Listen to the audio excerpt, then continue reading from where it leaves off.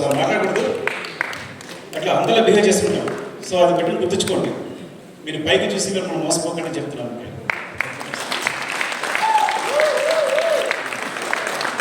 అరే మీరు thank you so much. ఈ డైరెక్ట్గా వచ్చిన ఎస్టిమేట్కి వస్తాను, నేను లేకపోతే చేరేవాడు అంతే. వెలుగాడు అలాగే భాస్కర్ కూడా అక్కడ ఉంటే వచ్చేసేదాన్ని భాస్కర్ అండ్ రమ్మని. So it's like very big team. ప్రతి సురేష్, పెద్ద ప్రసాద్ అందరూ నా అసిస్టెంట్లు అందరూ పేరున మనం వచ్చిపోతే అందరూ డైరెక్టర్లు అయ్యారు. వాసు వాసు గడేడి జోష్ వాసు గారు అప్పుడప్పుడు హాయ్ చెప్పరా, వస్తావా బైక్ రావు కదరా, పర్లేదురా. సో వాసుగాడు ఏంటంటే మా ఇద్దరు గొడవ అయితే మధ్యలో అనమాట. రాజుగారు అలా కాదండి, వాడికి ఏదో అడ్జస్ట్ చేయడు మధ్యలో మీడియేటర్గా. సో ఇట్స్ లైక్ సో అంటే అందరూ చూస్తుంటే అందరూ డైరెక్టర్ అయ్యారు. చాలా హ్యాపీగా ఉంది, చాలా ఆనందంగా ఉంది. అలా ఎక్కలేదా ఇప్పుడు. సో వాసు అప్రసన్న రాలురా, ఎందుకంటే ఈయన జడ్జి అప్పుడు కథ చెప్తున్నప్పుడు ఏంటి వేమ నేను కథ రాస్తుంటే ఈయన ప్రతి సీన్ బాగుందా లేదని చెప్పేవాడు. వీళ్ళుండలు కూర్చొని రాశాడు.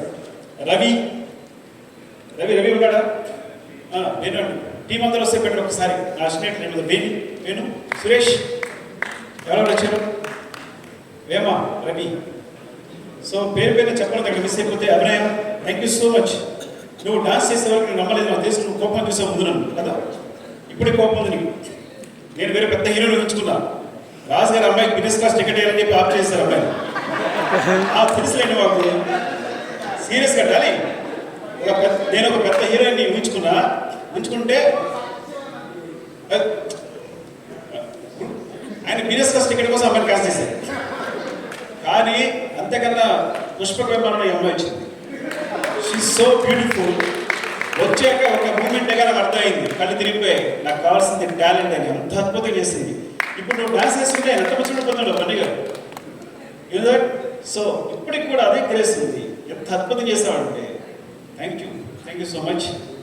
అండ్ సార్ అరవింద్ సార్, మీరు నేను చెప్తాను కదా ఎవరిని నాకు మీకు తెలిసేది కాదు, లెక్చర్గా చేసి వచ్చాను.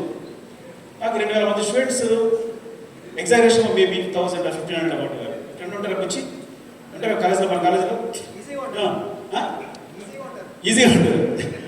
లాంగ్ టర్మ్లో అందరూ పొద్దున్న లేసి అక్కడ నిలబడితే వస్తే అందరూ good morning sir, good morning sir, good morning sir. ఇక్కడ నేను వస్తే స్కూల్ చేసుకోవాలి, అందరూ గుడ్ మార్నింగ్ చెప్పాలి. సో అయినా సరే ఆ లెక్చర్ బుద్ధి పోలా. ఒకసారి నేను సెట్లో కూర్చున్నాను, షూటింగ్ చేస్తున్నాను. అరవింద్ గారు వచ్చారు. ఆయన ఎంత తీసుకుంటాను వచ్చారు. నాకు నేను రిలైజ్ అవ్వాలా, ఇలా గొప్పుతున్నాను. కాల్తీ అంటే నేను కాలు మీద కలుస్తున్నాను అనమాట. అరవింద్ గారు ఎదుర్కొంటా. Sir I'm very sorry.